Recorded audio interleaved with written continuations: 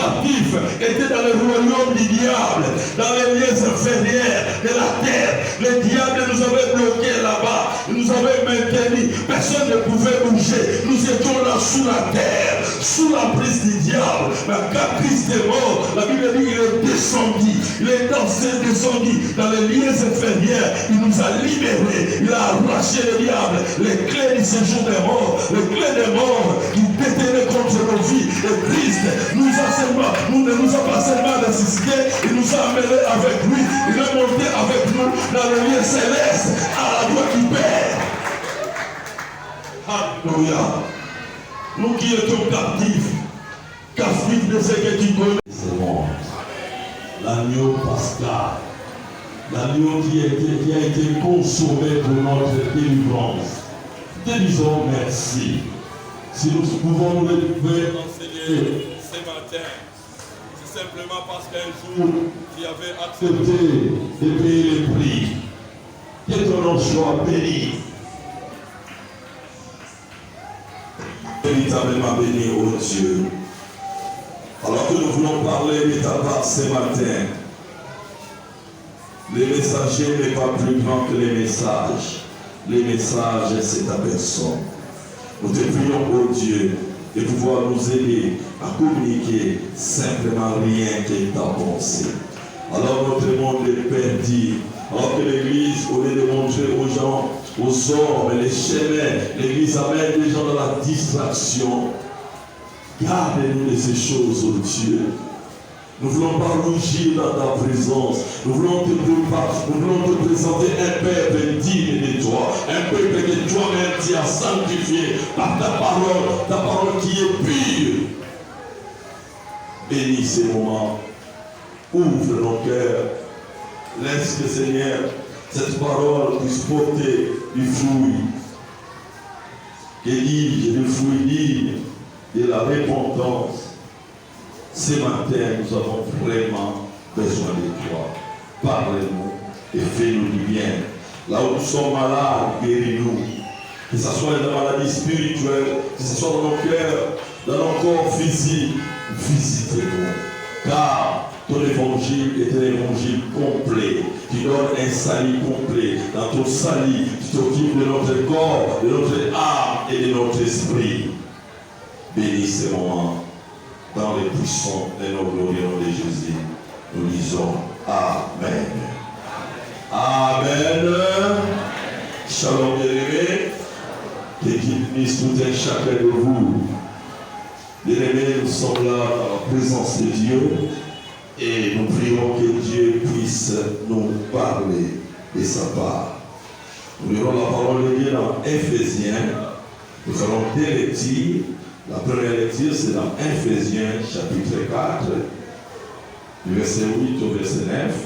Et la deuxième lecture, dans Apocalypse,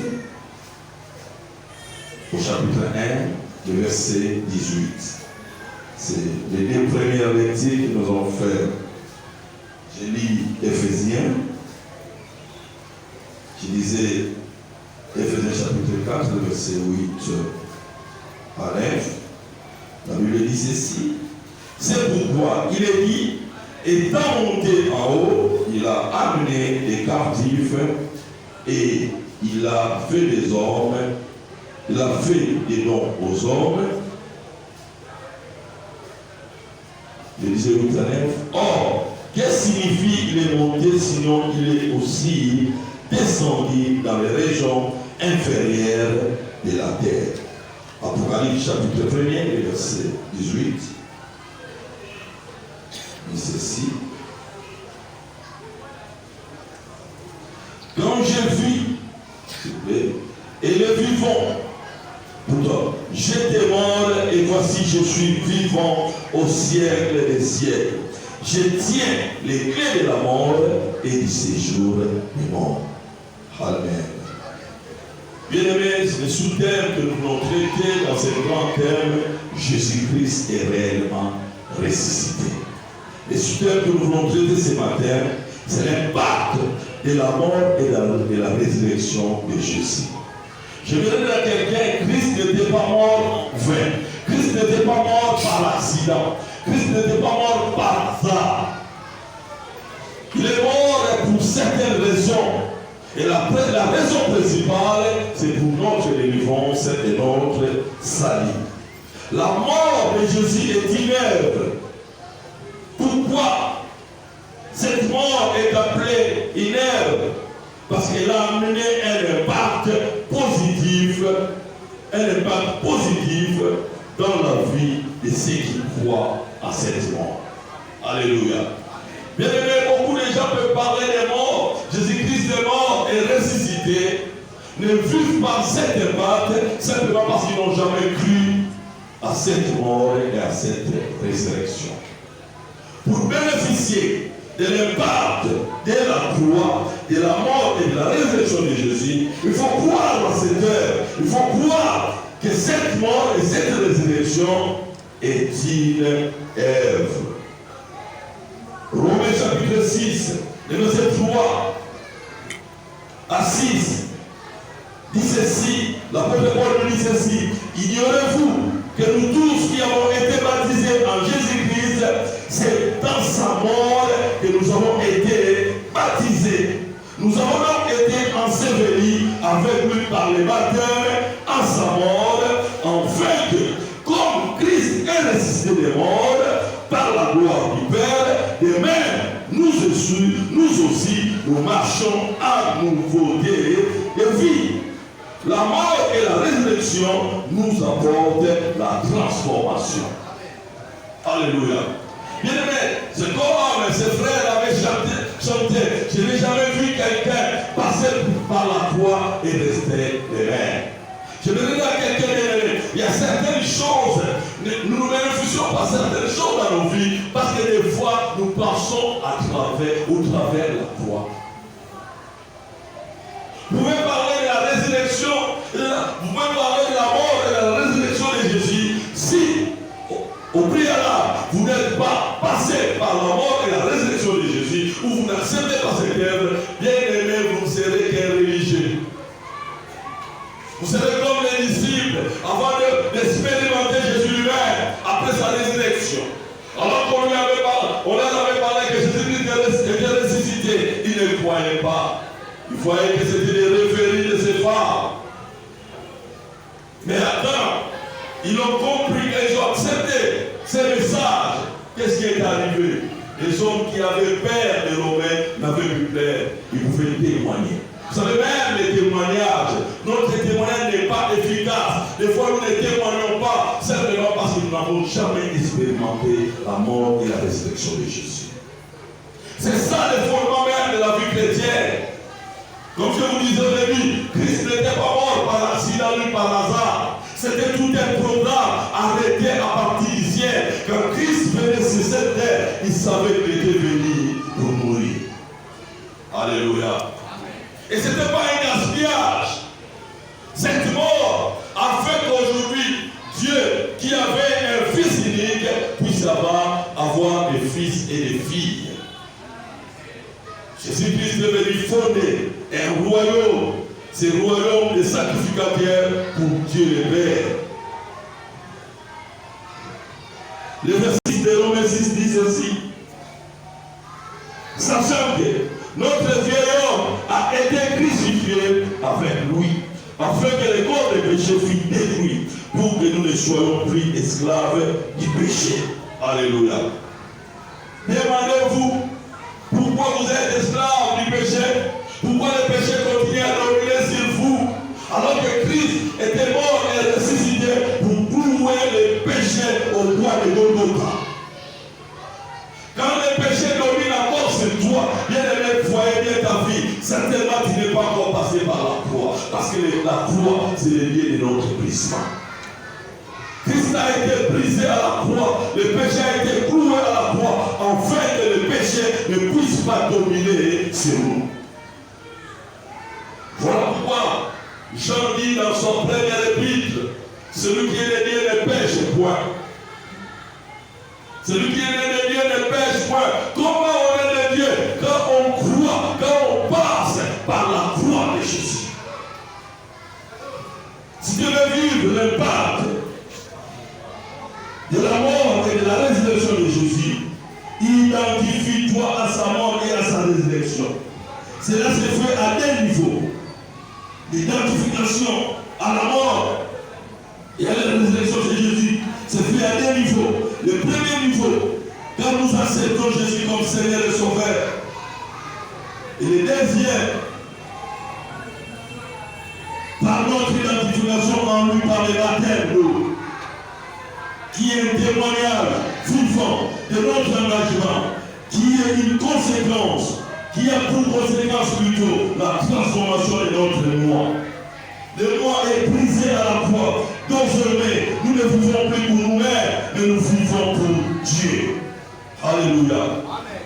Ça m'étonne. Vous savez, beaucoup de gens, ils se disent chrétiens, mais ils n'ont jamais, depuis qu'ils se disent chrétiens, depuis qu'ils fréquentent les églises dites de réveil, dites pentecôtistes, dites évangéliques, ils se disent chrétiens, mais n'ont jamais passé par les eaux de baptême, sous prétexte, ils avaient reçu déjà les baptêmes. Bien aimé, les baptêmes ne viennent pas avant la conversion.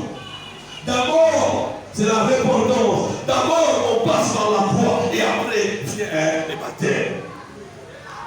Voilà pourquoi quand vous suivez, les grandes personnes ont même honte de suivre les enseignements avec les enfants. Parce qu'ils ont encore cet arrière-plan religieux de là où nous sortons.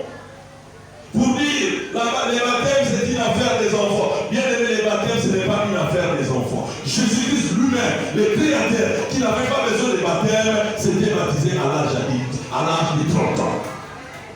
Alors qu'il n'avait pas besoin de ces baptêmes-là, c'était les baptêmes de la repentance que Jean donnait. Le problème, c'est que tu ne te fais pas baptiser, c'est simplement parce que tu n'es jamais passé par la croix. Celui qui est passé par la croix connaît l'épuisement. Il n'a pas honte de témoigner sa foi. Il n'a pas honte de vivre l'impact de la croix dans sa vie. Il met son orgueil de côté. Il se dit, je crois à ce grand Dieu. Je suis né devant ce Dieu. J'obéis à sa parole afin que je vive l'impact de la résurrection. Comment pouvez-vous, au Seigneur enfant de Dieu, on ne dort pas bien. On connaît des menaces, des démons. La nuit, on ne connaît pas le sommeil de l'insomnie, des fois des maladies incurables qu'on a héritées de nos parents, continuent à dominer sur nous. Et puis, il y a même des débats. Des fois, on a des débats où on dit est-ce qu'un chrétien peut être possédé? Est-ce qu'un sorcier peut bouffer un chrétien? Celui qui s'appelle chrétien ne peut pas être possédé par les démons. Quand quelqu'un est possédé, vérifiez bien sa vie, même s'il chante, même s'il est pasteur, même s'il sert dans l'église, bien aimé, ce n'est pas le fait de servir à l'église qui fait de nous enfants de Dieu. Pour être enfant de Dieu, on passe par la croix. On doit connaître la mort et la résurrection de Jésus. C'est comme ça qu'on a l'impact de la vie chrétienne. Un tel chrétien, une telle personne, les démons ne peuvent pas les posséder. Les sorciers ne peuvent pas les bouffer. Alléluia. On a un christianisme faible parce que la plupart nous échappons à la croix. Nous ne voulons pas la croix. Ça on ne fait pas. Jésus a dit même à ses disciples, celui qui veut me suivre, qui porte sa croix. Le christianisme véritable sans la croix n'est pas le christianisme. Vous ne pouvez pas voir une vie chrétienne d'impact si vous passez à côté de la croix. Voilà pourquoi aujourd'hui, ce message de la croix est en disparition. Et on voit les disparitions dans nos églises. Nous prêchons nos richesses, nous prêchons notre grandeur, nous prêchons nos voyages. Dieu n'a rien à voir avec ça. Ce qu'il faudrait, c'est le message de la croix. L'apôtre Paul disait, je prêchais un seul message. Christ mort et ressuscité. Là où réside la puissance de Dieu. C'est là où réside la puissance de Dieu. La puissance de Dieu n'est pas seulement que les gens sont là en train de tomber. Bien aimés, même dans le silence, Dieu est Dieu. Ce matin, on m'a envoyé vers 7h du matin, on m'a envoyé un truc, un messier en France, je ne sais même pas qui il est. Il était sur les avenirs en train d'injurier certaines personnes, alors qu'il est injurié. Quand il disait quelque chose, les gens étaient en train de tomber. Et c'est cela la puissance de Dieu. Ça n'a rien à voir avec la puissance de Dieu. Les magiciens aussi peuvent le faire. Il reste, nous connaissons certains quartiers dans notre pays qui le faisaient. Et cela ne transformait pas la vie des gens. Mais la puissance de Dieu, quand ça te fait tomber, quand tu te lèves, toi-même tu diras que quelque chose s'est passé dans ta vie. Vous savez, quelqu'un qui est passé par la croix, c'est tort de voir la transformation même dans sa vie. Il y a des choses que tu voulais prendre, tu voulais faire, tu ne feras même pas un effort. Toi-même, tu vomis la cigarette. Voilà pourquoi le christianisme, ce n'est pas la religion, ce n'est pas la loi. On ne te dira pas fais ceci, ne fais pas ceci. Fais la croix. Certaines choses vont quitter de soi-même. Toi-même, tu vas te rendre compte que tu n'es plus colérique. Tu vas te rendre compte que tu n'es plus ifrone. Tu vas te rendre compte que tu n'es plus impuni. Pourquoi? Parce que tu es passé par la croix, tu subis une transformation. Alléluia. Il ne force pas les choses. Trop souvent on a un christianisme où les gens forcent. Tu tombes, tu te relèves, tu forces. Simplement parce que tu fais tes propres efforts. Bien-aimé, si tu veux avoir la délivrance, va au pied de la croix, agenouille-toi, implore la grâce de Dieu, demande à Jésus, brise-moi par la puissance de la croix, tu feras ta délivrance. Même pour ta guérison, tu n'as pas besoin d'autre chose. Jésus-Christ a tout pourvu à la croix. C'est à la croix qu'il avait dit, tout est accompli. Dans tout est accompli, il y a tout dont nous avons besoin. Sauf rien.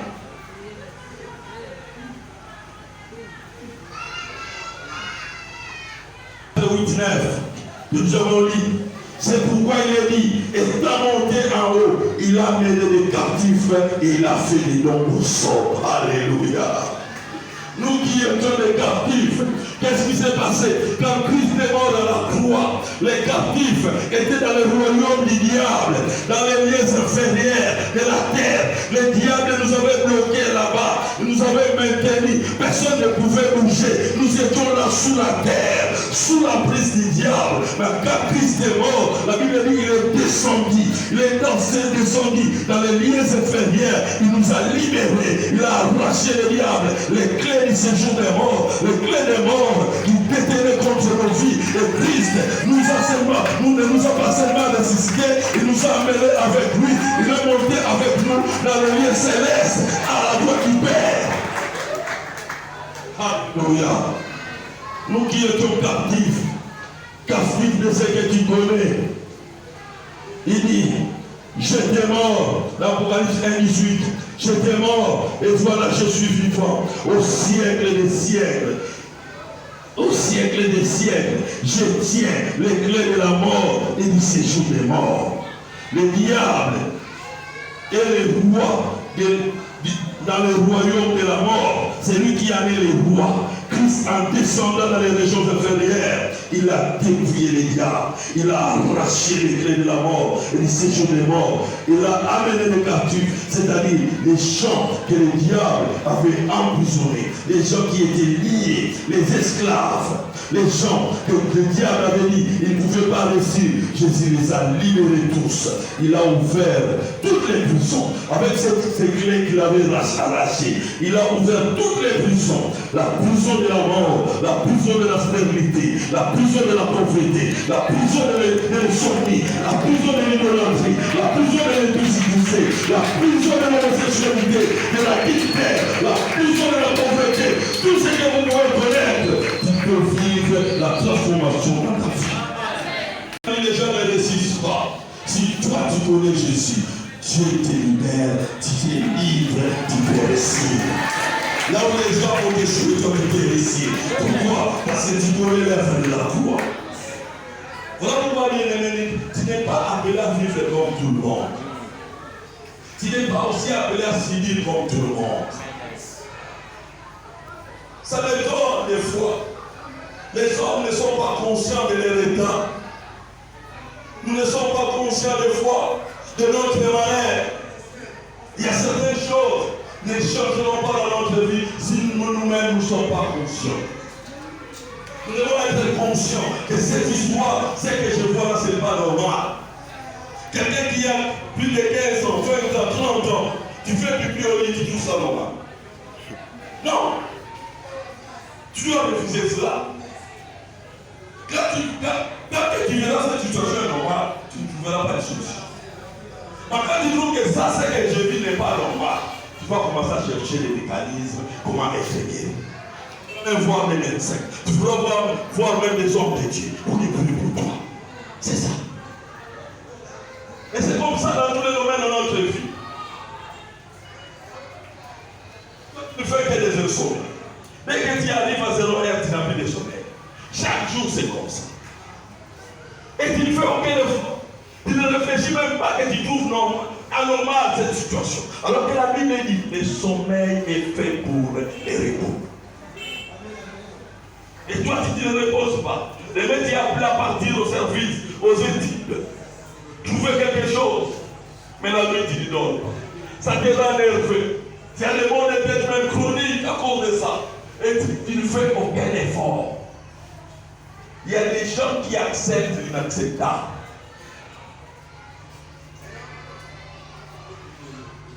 Tu as venu accompagner les autres et dormir. La nuit, tu n'es pas sentinelle, mais tu deviens sentinelle de la maison. Tout ce qui se passe dehors, tu connais, tu es au courant. Et des fois, tu critiques même certaines personnes. Oui, quand nous dormons, nous devons mourir. C'est ça le vrai sommeil.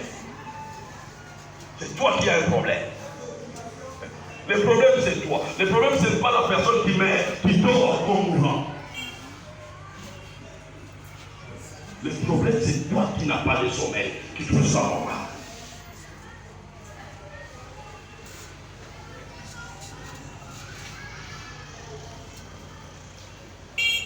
De la transformation dans l'état de vie aujourd'hui. C'est ça, les pas de l'œuvre de la croix. Si réellement tu acceptes les changements, tu verras sa gloire.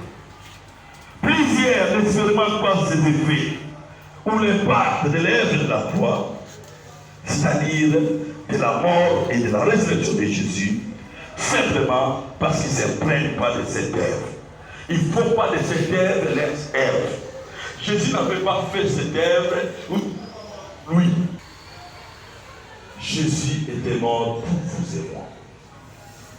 Jésus lui-même s'est suffisé. Jésus n'avait pas de problème de péché. Jésus n'était pas captif, il diable. Non, il n'était pas captif. Il est venu dans le monde comme tout le monde.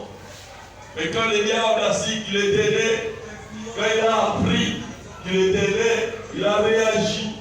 Souvenez-vous le jour de sa naissance, alors qu'un témoin était passé et des mages, des savants qui étaient venus de la Babylonie, qui avaient vu l'étoile. Quand ils étudiaient, c'était des astronomes, ils étudiaient les étoiles. Ils ont compris, cette étoile était une étoile spéciale. Cette étoile se manifeste quand il y a un roi qui est né. Il doit y avoir un roi qui vient de naître. Nous voulons connaître ce roi-là. Nous devons les suivre. Cette étoile pour aller adorer les rois-là. Ils ont suivi l'étoile. À un moment, l'étoile a disparu. Arrivé à Jérusalem, à un certain niveau, l'étoile ne se voyait. C'était l'amour de Dieu pour que Jérusalem, et particulièrement Hérode, puisse savoir que le véritable roi était né. La réaction d'Hérode, alors que les mages étaient arrivés auprès de lui, pour lui dire, nous avons vu l'étoile du roi, du grand roi qui est né ici dans cette ville. Mais voilà que nous suivions cette étoile et à un certain moment nous voyons que nous sommes perdus. Voilà que nous sommes venus demander où doit naître le roi. Par les risés qu'il était, alors qu'il était mécontent d'un bébé d'à peine 3 mois qui venait de naître. Il voit son trône, lui qui avait peut-être une 60aine d'années, il voit son trône menacé par un bébé de 3 mois. Égoïste, qui quitte. C'est ça le danger du pouvoir. Quand on a le pouvoir, on ne veut pas voir l'autre personne venir prendre la place. On ne veut pas attendre qu'il y a quelqu'un qui s'oppose. Il a dit hommage. Allez adorer, allez trouver la gloire et adorer. Venez aussi m'informer pour que je vienne adorer. Et dans son cœur, venez m'informer pour que j'aille jouer. Il doit avoir un seul roi ici, c'est moi. Mais le petit trône, Tout ce qui est sur la terre est passager. Il n'y a que Dieu qui est éternel. Et même si on te donnait des 100 ans, tu ne vas pas régner. Il y aura un temps où tu seras fatigué, tu vas laisser le pouvoir. Tu vas commencer à faire même des trous de mémoire. Mais le véritable roi, lui, il n'a peur de personne. Il n'a pas peur d'autre roi. Parce que c'est que lui, il est le véritable roi. Alléluia. Chapitre 4, verset 17 à 21, nous dit ceci. C'est Jésus qui parle. Alors qu'il donnait le programme, son programme d'action sur la terre. Luc chapitre 4, verset 17 à 21. Il a mis le livre du prophète Ésaïe. L'ayant déroulé, il trouva l'endroit où il était écrit: l'Esprit du Seigneur est sur moi, parce qu'il m'a oint pour annoncer une bonne nouvelle aux pauvres. Il m'a envoyé pour guérir ceux qui ont les cœurs, pour proclamer aux captifs, pour proclamer aux captifs. Bien aimé, il y a besoin de la délivrance. Jésus-Christ a acquis la délivrance à la croix. Aux aveugles, un aveugle, c'est celui qui ne voit pas clair. Il ne voit pas bien. Un aveugle, c'est un malvoyant. Vous savez, il y a des malvoyants dans certains domaines. Donc, toi, tu as un aveuglement financier approfondi. Moi, je ne parle aussi de ma maladie.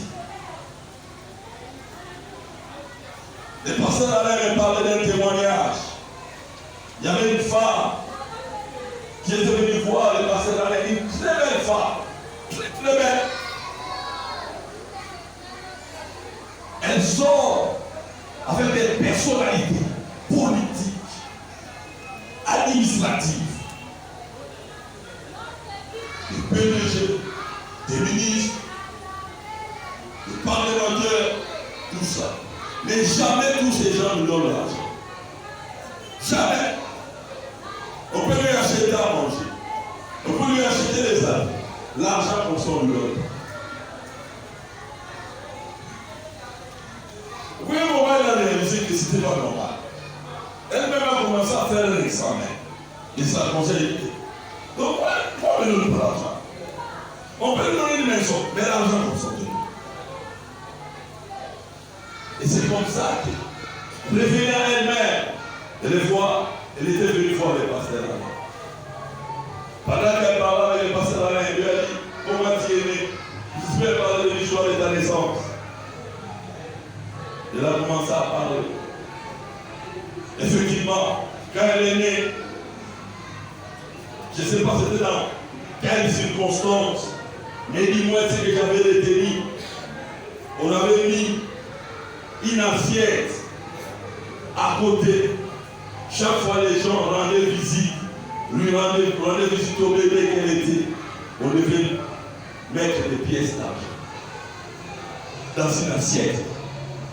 Après certaines cérémonies, certainement quand elle était née, elle devait avoir soit une maladie ou un problème. Certainement, soit qu'elle était née par le bien, je ne sais pas. Mais dans leur routine, les enfants comme ça, on prend une assiette où les gens doivent déposer l'argent, des pièces de monnaie. Tout ce boulot-là. Et le diable, c'est comme ça que le diable avait retenu ses finances. Jusqu'à ce qu'elle grandisse, elle a constaté que personne ne lui avait donné l'argent. Et ce jour-là, le pasteur a dit: aujourd'hui c'est le jour de délivrance. D'abord, je commence moi-même par te donner l'argent. Pour briser cette loi, les pasteurs sortent $1000 et disent: je te donne. Et désormais, on va commencer à te donner l'argent. Non, je ne dis pas qu'elle devrait continuer dans sa vie de prostitution. Non. Les règles des spirituels devaient s'arrêter. Elle a dit: non, le pasteur va sanctifier l'argent pour que j'aille dans la prostitution. Non, la prostitution qui a besoin de la délivrance aussi. De la même manière, cette femme avait besoin de la délivrance pour les finances. Nous avions aussi besoin de la délivrance délivrance de la prostitution.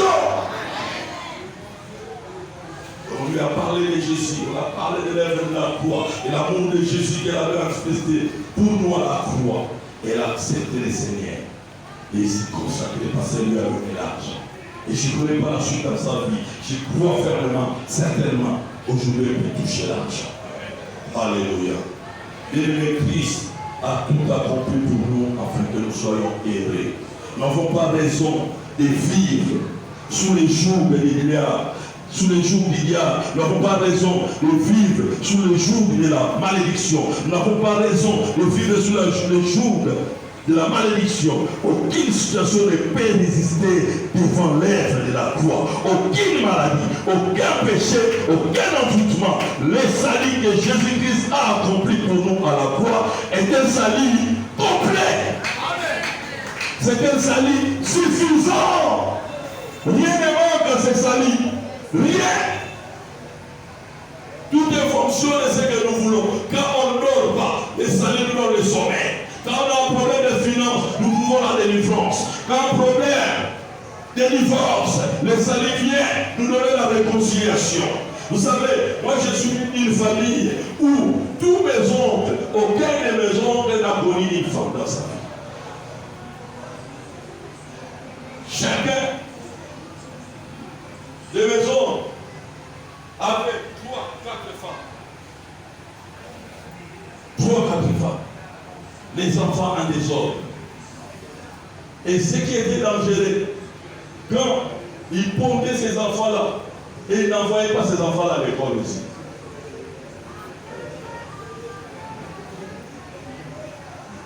Les gens qui donnent les enfants des autres sont des pondeurs.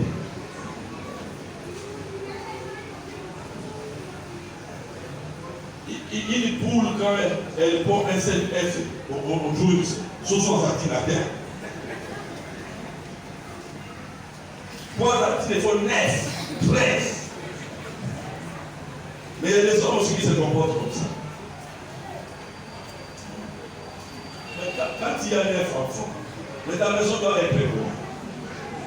Vous savez, il y a des gens qui ne se soucient même pas de leurs enfants. Un jour, ces 9 enfants-là vont commencer à faire la marche jusqu'à la mairie.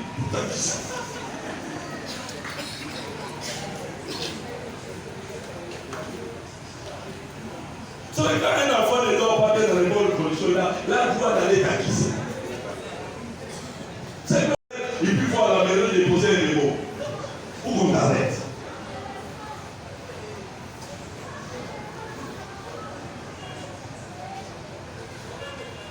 Bon, tu sais, ça ne tient à te voir la mission.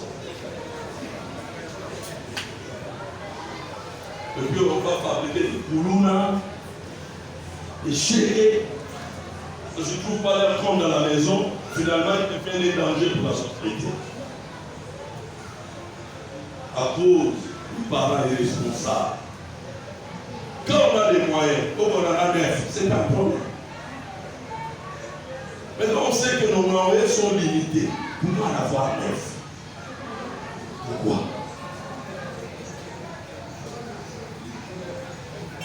Que Dieu nous aide. Vraiment, dans ce salut, c'est un salut complet.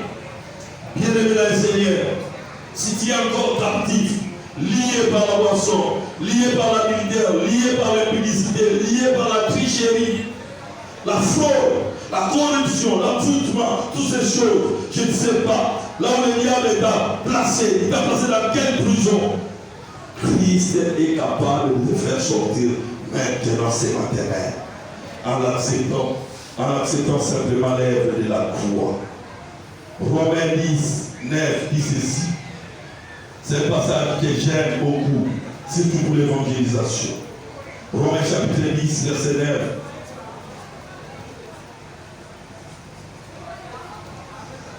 La Bible dit ceci, si tu confesses de ta bouche le Seigneur Jésus, et si tu crois dans ton cœur que Dieu a ressuscité les morts, tu seras sauvé. Alléluia. Et verset 10, on peut compléter, car c'est en croyant du cœur qu'on parvient à la justice. C'est en confessant de la bouche qu'on parvient au salut. 11 dit, c'est lorsque dit l'Écriture, quiconque croit en lui ne sera point confus. Vous voyez?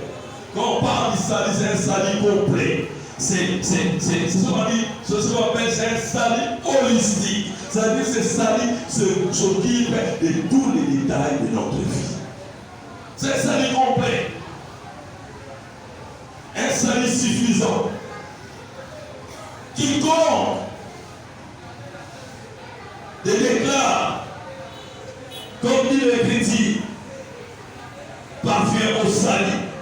Et cette personne ne sera point confus. Alors peut-être qu'il sera pris dans la confusion. S'il y avait les sommeils va quitter. S'il y avait des problèmes des études, les études vont trouver son chemin normal. S'il y avait des problèmes dans les commerces, ça ne marchait pas, ça va commencer à marcher. Ça va commencer à marcher. Parce que ça doit marcher. Pourquoi? Christ nous a donné un salut complet. Romains chapitre 8, verset 1. Un autre verset que j'aime à l'évangélisation. Donc maintenant, aucune condamnation pour ceux qui sont en Jésus-Christ. En effet, la loi de l'esprit de vie en Jésus-Christ m'a affranchi, m'a délivré, m'a libéré de la loi du péché et de la mort. Car chose est possible à la loi, parce que la chair la rendait sa force. Dieu a condamné le péché dans la chair, dans le corps de Jésus, en envoyant à cause du péché son propre fils dans une chair semblable à celle du péché. Lui n'avait pas le péché, mais il avait un corps semblable au corps du péché. Et c'est là enfin que la justice de la loi fut accomplie en nous, que nous marchons, non selon la chair, mais selon l'esprit.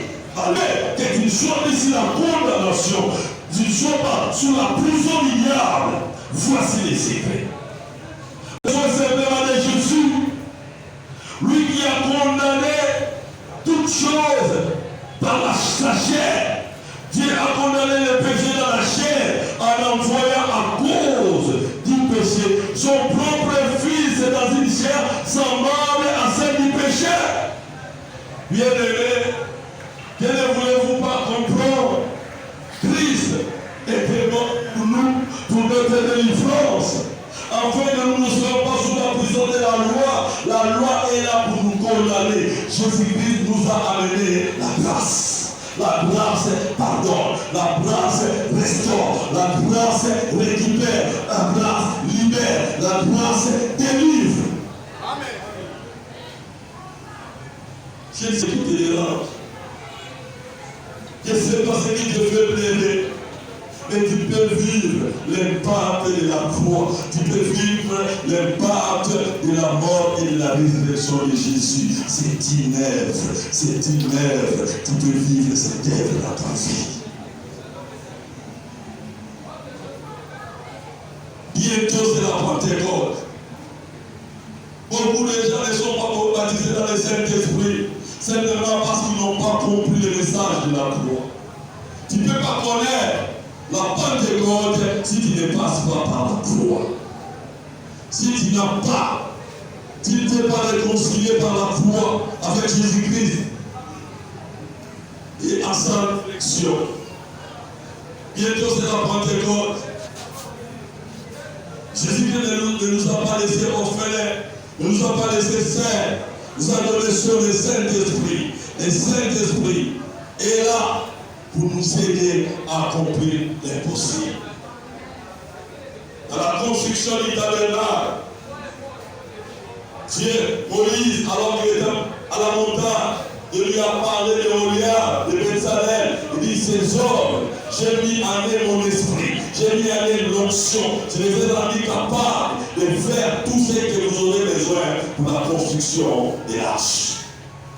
Je vais dire, le Saint-Esprit ne viendra pas à toi si tu connais, tu ne passes pas par la croix. C'est le Saint-Esprit qui nous rend capable de vivre l'impossible de notre vie. À part lui, tu commenceras à faire des choses que tes parents, que tes aînés, que tes prédécesseurs que les prédécesseurs n'ont pas fait dans ta famille, mais à cause de l'Esprit, toi tu te les fais. Alléluia. Voilà pourquoi nous devons aimer la Pentecôte. Il n'y a pas la Pentecôte. Il n'y a pas les Pentecôtes sans Dieu. Jésus était là sur la terre. Il a fait comprendre aux disciples. Il dit, je fais partie. Mais vous n'êtes pas orphelins. Je ne vous laisse pas orphelins. Je vous enverrai le Saint-Esprit. Et le Saint-Esprit ne viendra après la mort et la résurrection. Je parle au ciel. Je vous enverrai l'Esprit. Alléluia.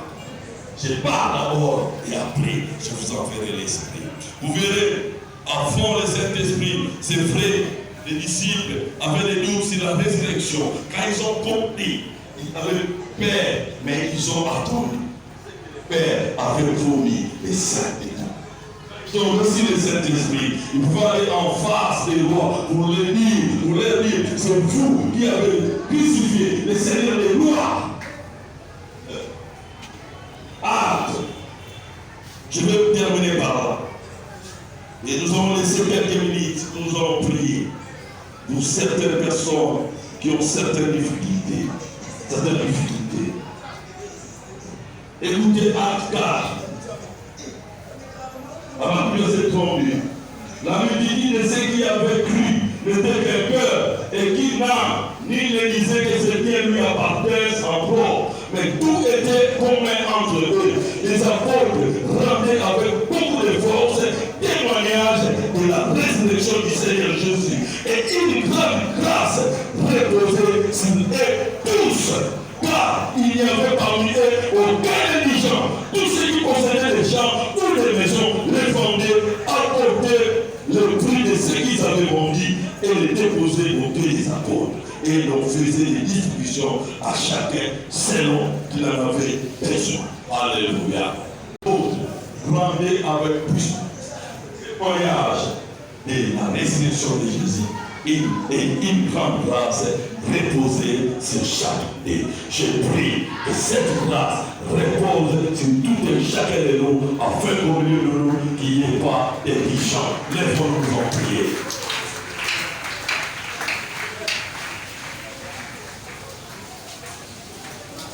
Je ne sais pas ce que tu as compris ce matin.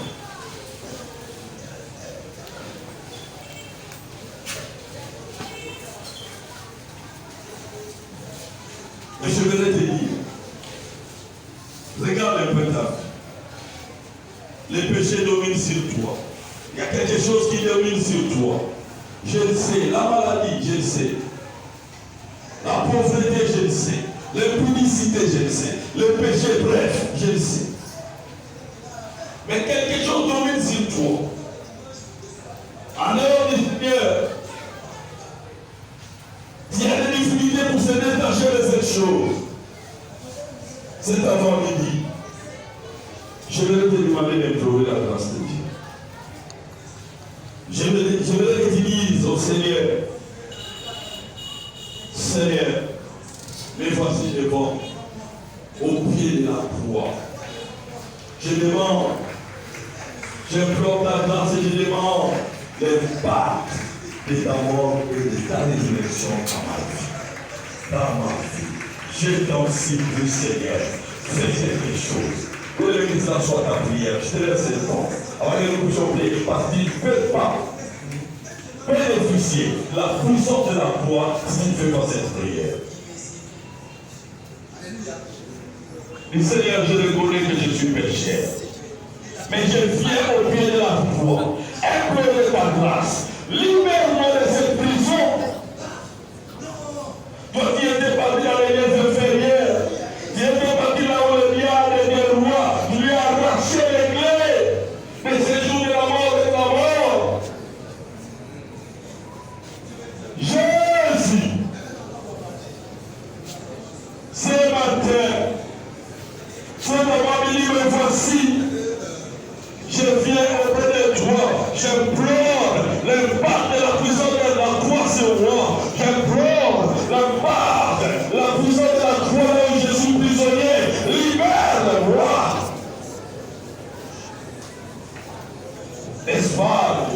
Il n'y a aucune condamnation pour ceux qui sont en Jésus-Christ.